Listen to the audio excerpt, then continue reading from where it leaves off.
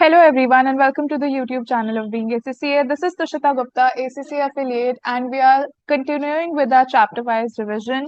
Let me warn you in advance, this is chapter on the risk management. So, although this has been classified as only one chapter, but this is an entire unit of your syllabus within itself. So it's going to be a long video, because there is a lot to cover over here. So let us first begin with the two types of rates that we have.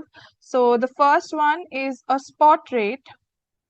Whenever you talk about exchange rates, there are two rates which you will usually find. One is a spot rate and one is a forward rate.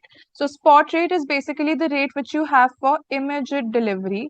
So that means if you want to convert something to another currency today, the rate which is applicable today for right now is the spot rate.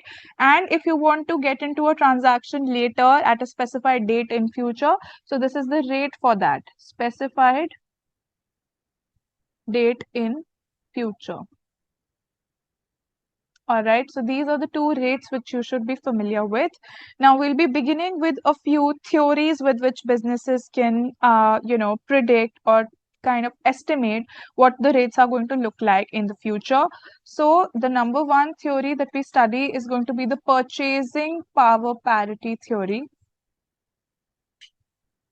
So this theory says that, the exchange rates are different because there are different costs of living in two different countries. So for example, if you want to buy a liter of water over here, it's going to be probably 20 rupees for a liter of water in India. And similarly, if you go out, let's suppose in any European country, you will find that same 1 liter of water to be priced at maybe £2 or maybe €2. So if you convert, that's roughly 200 rupees, or €2 would roughly translate to 160 rupees. So this is how the costs of living. Water is something very fundamental which every human being requires for their consumption, for their survival. So because the cost of living, the cost of surviving in two countries are different, that's why exchange rates are there. That's why two currencies cannot be valued the same. So this purchasing power parity theory gives you a formula with which you can calculate the expected spot exchange rate. So expected spot exchange rate can be equal to the current spot rate multiplied by 1 plus the inflation in the counter currency, that means the foreign currency, plus divided by 1 plus inflation in the base currency, which is your own country's currency. So this is how you can find out the expected spot exchange rate. Always remember, whichever country has a higher inflation rate, that currency will be likely to depreciate. Then another theory that is there is the interest rate parity theory.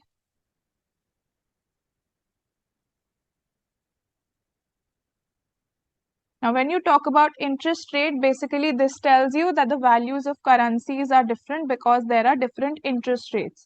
So this gives you the forward exchange rate. If you want to calculate the forward exchange rate, it's the spot rate multiplied by 1 plus interest in the counter or the foreign currency divided by 1 plus interest in the base or the home country. So this is how you can use interest rate parity theory to predict the forward rates. And then number 3 is your Fisher effect. Fisher effect also gives you one formula which goes 1 plus I, which is the nominal interest rate, equals to 1 plus R, which is the real interest rate, multiplied by 1 plus H, which is the inflation rate. So if you have two variables, using this formula, you can find out the third one also. And then last but not the least is the expectations theory.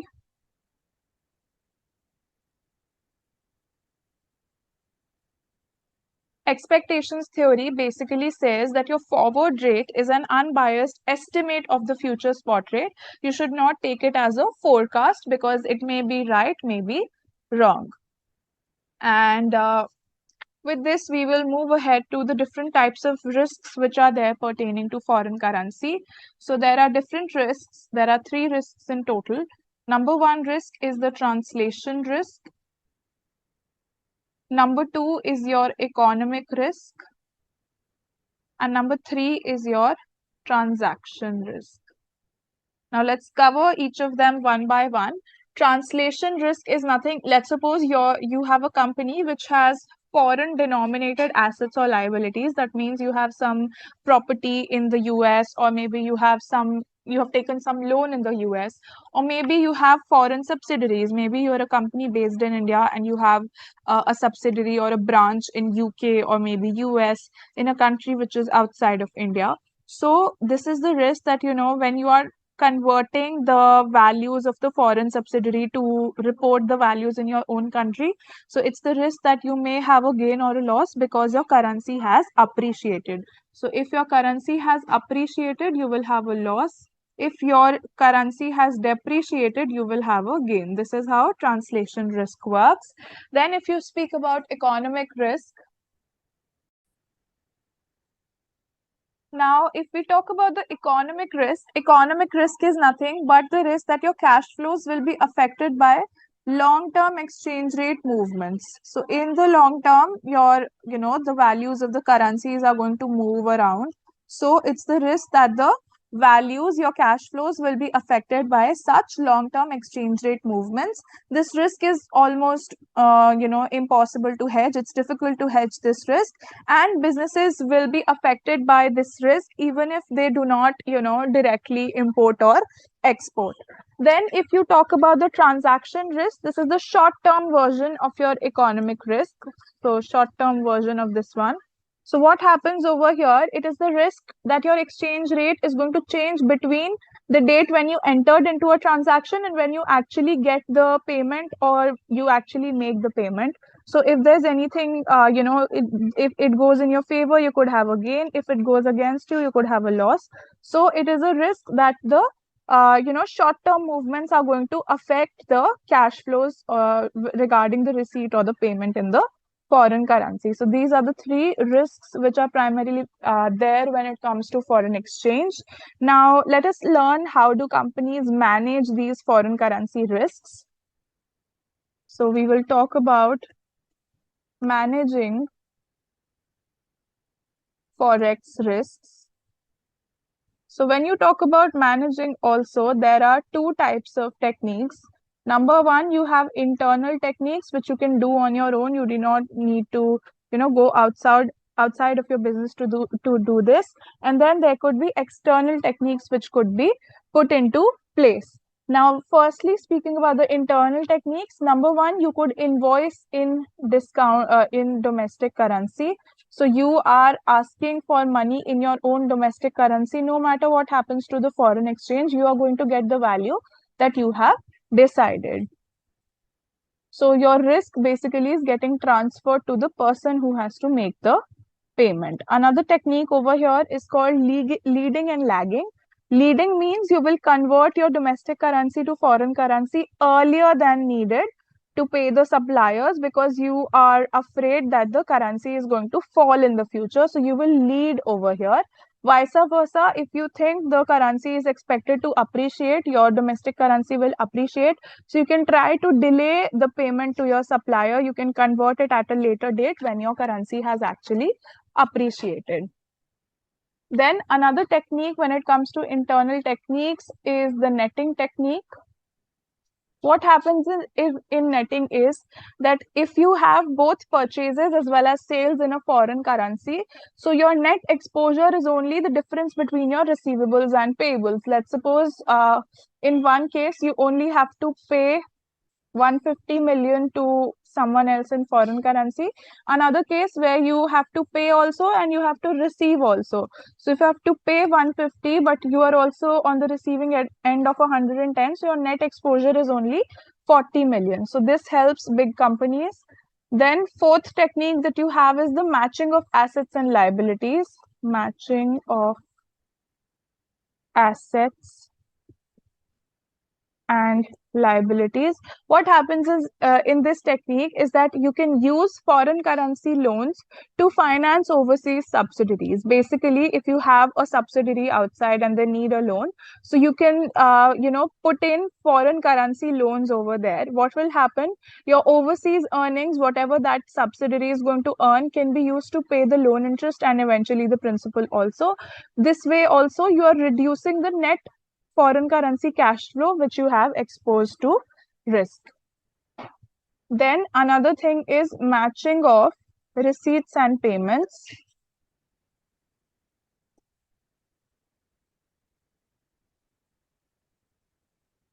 So what happens over here is that you try to offset your payments against receipts in a foreign currency using a foreign currency bank account. So if let's suppose I'm dealing in dollars, I have both receipts as well as payments. So I open a bank account in the US and all of the receipts are coming here, all of the payments I'm making from this account. So with this, I'm matching the receipts and payments with no actual conversion that I have to do. And then asset and liability management, ALM. What happens over here? Your overseas subsidiaries are going to borrow locally rather than you giving them money. So what happens with this? You are trying to reduce the net assets of the subsidiary. Earlier, the subsidiary had assets, the subsidiary had liabilities, and their net assets were, let's suppose, $100 million. Now they have the same assets, same liabilities, but you ask them to take a loan over here itself. So 10 million is the loan that they took. So now their net assets are going to be 100 minus 10, which is 90 million. So you're reducing the net assets of the subsidiary. This is also called a balance sheet hedge, and this will specifically help you to reduce your exposure to a translation risk. So these all were the internal techniques. Now we will move towards the external techniques. So these techniques will involve you going outside of the organization to hedge the risk. Number one is a forward contract.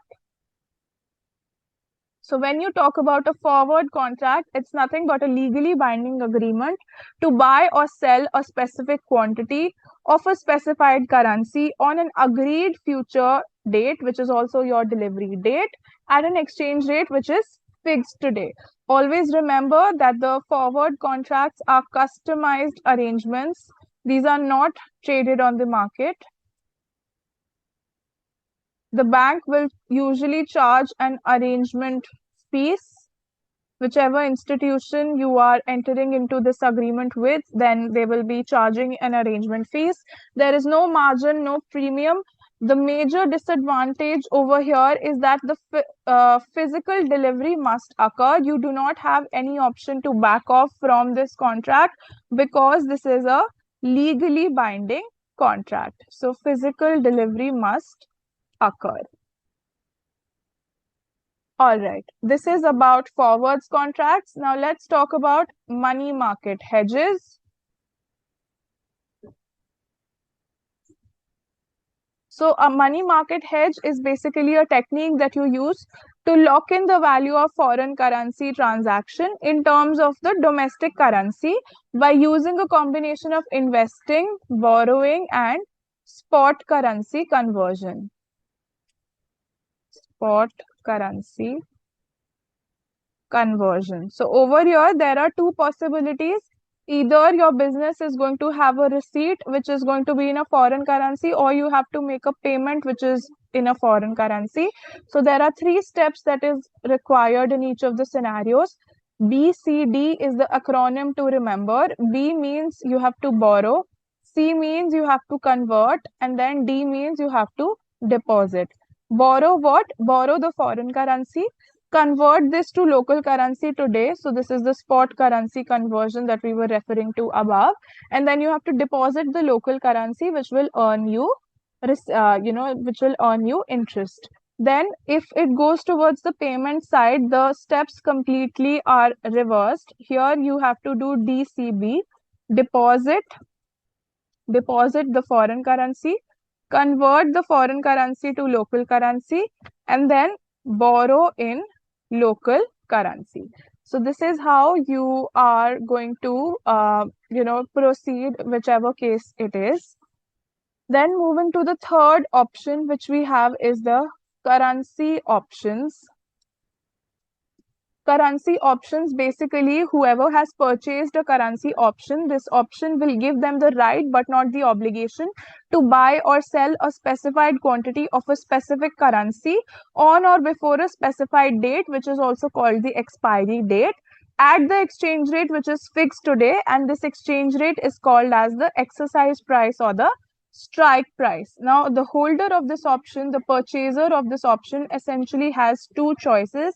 Either they can exercise their right, if it's favorable to them, they can exercise their right, otherwise, they can let it lapse. So, the cost that you incur in entering into a currency option is called as the premium. This premium is payable at the time of buying and it is a non-refundable payment. So this is about currency options. And then the next technique that we have is called a currency futures contract. So currency futures are pretty similar to what we have studied currency forwards. The only, differentiating factors we'll talk about here. It is a standardized contract in which a buyer enters into a binding obligation to buy a fixed amount at a fixed price on a fixed date of some underlying asset via a recognized exchange.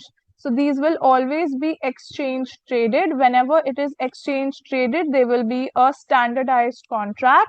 That means it's going to be in fixed, quantity. The multiple is going to be fixed, and then maturities are also going to be of a particular standard.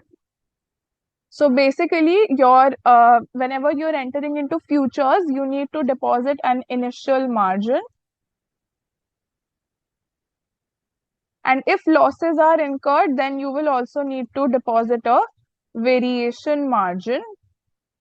Profits are credited to your margin account on a daily basis as the contract is marked to market. Mark to market means that they have an account for you. If you bought something at 100 and now the price has fallen to 95, so $5 worth of loss will be put in your daily account and then it will be charged from you. If there are profits, profits will be credited. And the difference between forwards and futures is that forwards can actually be closed out before the delivery date. So there is no actual delivery that you have to do compared to forwards where physical delivery was actually mandatory. So over here, you also face one more risk. When you talk about the pricing of futures, basically the futures contracts prices represent the forward exchange rate. So it's nothing but the difference that is there, difference between futures price and spot price. This is called as basis. This amortizes to zero by the contract delivery date. So whatever difference that you have between the spot and the future price, this is called as the basis. But there is no guarantee that this basis will amortize at a linear rate. So this risk is called a basis risk. This will definitely amortize to zero. The difference will definitely become zero once you are at the delivery date. But this will not happen at a linear rate, meaning that it will not fall by the same amount every day. That is what basis risk is about.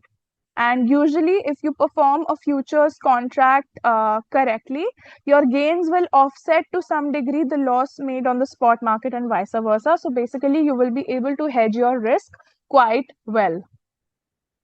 Number 5 that we have, this is the last thing to discuss in Forex. This is currency swaps. So what happens over here? It is an agreement between two parties to exchange the principal and or interest payments in different currencies over a stated time period. So if I have something that you want and you have something that I want, we'll basically exchange it with each other so that you have what you want and I have what I want. So what happens over here at the starting? There will be exchange of principal at spot rate, and then during the period of the loan, there will be exchange of interest payments And then at the end of the loan, there will be re-exchange of principal. And this principal will also be re-exchanged usually at the original spot rate. So thereby you're reducing the foreign currency risk. So these were the external techniques when it comes to the hedging of the foreign exchange risk. Now we move to the second type of risk. Basically, businesses can face two types of risk. One is with respect to foreign exchange, and one is with respect to interest rates. So because business keep on borrowing, keep on depositing money, so they are afraid about interest rates also. So before we move on to the techniques that are there for managing interest rate risks, there are a few terminologies which you should be familiar with. Number one is the gap exposure. Gap exposure essentially means it is the difference between my interest sensitive assets and interest sensitive liabilities. What do you mean by interest sensitive? Interest sensitive simply means that the market price is vulnerable to change in the interest rate. So if interest rate changes, the market value of my assets or liabilities can also change. So it's the difference between interest sensitive assets and liabilities. Now there can be two types of gaps depending on which is higher. If my liabilities are more than assets, then I have a negative gap. And if my assets are more than liabilities, then I have a positive gap. Now, both of the scenarios could be not favorable for the business. You know, if you have a negative gap, if the interest rates have risen at maturity, you will have more to pay. And if it is a positive gap, if the interest rates fall at the time of maturity, you're going to lose out on money which you could have earned. And then the next terminology which you should be familiar with is called as the basis risk. Basis risk is nothing but the risk if the variable interest rates are determined on different bases. So let's suppose a business has two borrowings, borrowing one and borrowing two. Borrowing one has a variable interest rate. The variable interest rate, let's suppose both of these borrowings are at a variable interest rate. First borrowing, let's suppose, is SOFR plus 3%, and the second borrowing is SONIA plus 4%. So your different borrowings are linked to different bases. This is what is basis risk. This is, if you just want to note down a definition, it is the risk if variable interest rates are determined on different bases. If you do not happen to know the full forms, SOFR actually stands for Secured Overnight Financing Rate, and SONIA stands for Sterling Overnight Index Average. So these were the terminologies. Now we will move further towards the managing of interest rate risks. Now when you manage your interest rate risks, there are again two types of techniques which you can employ. Number one again being internal techniques, and number two being external techniques. So when you talk about internal techniques, number one is smoothing. What do you mean by smoothing? You will maintain an appropriate balance between fixed rate and floating rate borrowings and deposits. And then matching.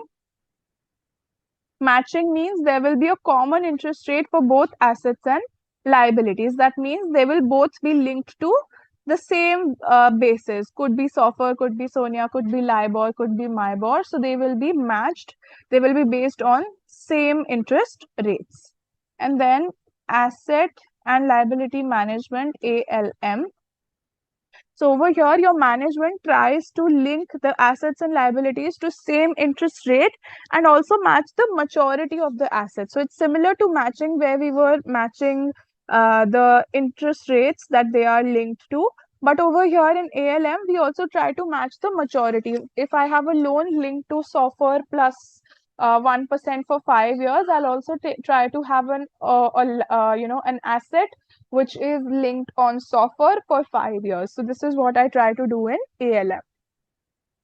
Now with this, we are done with the internal techniques. Moving ahead to the external techniques. The first one is called a forward rate agreement, or FRA. So basically, this allows the companies to fix in advance either a future borrowing rate or a future deposit rate, which is based on notional principal amount for a given period. So usually the characteristics are the max maturity. Max maturity will be for a period of 2 years. Then these are custom made arrangements, which means these are not traded on the exchange. These are over the counter. There is no premium or no margin, but there may be an arrangement fees which could be charged by the financial institution. And what happens over here, if your actual interest rate is more than the agreed rate, then what will happen? The bank pays the difference. And if your actual interest rates are less than the agreed rate, then the company pays the difference. All right. Moving towards the second method, this is the interest rate futures. Now, futures we have studied previously also. These are exchange traded contracts whose value is determined by interest rates. So, if you want to borrow money, you will sell futures. And if you want to lend or deposit or invest, then you will buy futures. And what's the reason? Your futures are always and always priced at 100 minus interest rate. So if interest rate is going to rise, the price of the future is going to fall. So basically, if I'm afraid I want to take a borrowing, I am afraid that the interest rates are going to rise in the future. So I will sell futures now. Let's suppose the interest rate is 6%. So right now the price of the future is 94. I sell it at 94 and then my fear was correct. The interest rates actually rose up and now the interest rates have gone to 10%. So now my futures are going to be priced at 90. So I will buy them at 90. The difference between the buying and selling price is what is going to be my profit. Moving to the third option, this is the interest rate options. Now what happens over here? Borrowers can set a maximum interest rate. So they can buy a put option. Borrowers will buy a put option.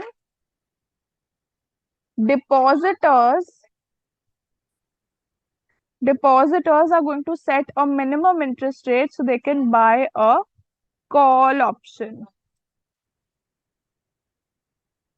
All right. So this is what borrowers or depositors are going to do.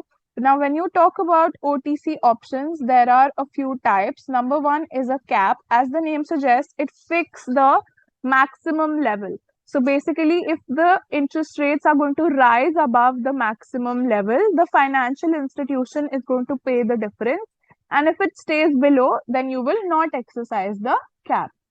Then if you talk about a floor, as the name suggests, sets the basic minimum interest rate. So if the actual interest rate falls below this agreed interest rate, then the financial institution is going to pay the difference. It is relevant for companies with floating interest investment income, which wishes to guarantee a minimum return. Then let's talk about the third type. This is called a collar. This is something in the middle of a floor and a cap. It's a combination of a cap and a floor to keep the interest rate between an upper limit and a lower limit. So what will a borrower do? Borrower is going to buy a cap and sell a floor, and a depositor or a lender or an investor is going to buy a floor and sell a cap. So this is how options are going to work. And then last but not the least, in external techniques, we have the interest rate swaps. What happens in swaps? The exchange rate is, it's an exchange between two parties of interest obligations or receipts in same currency on an agreed amount of notional principal for an agreed period of time. So, like we studied in interest rate, foreign exchange swaps, where they were, exchanging the principal as well as the interest payments in different currencies. Here, it will be the same currency. Now, a classic example is the plain vanilla swap. What happens in a plain vanilla swap? Your fixed interest payments based on notional principal are swapped for floating interest payments which are based on same notional principal. So, this is what a vanilla swap looks like. And with this, we are through with this chapter of risk management. I hope that this was useful in your revision, and I will see you in the next video.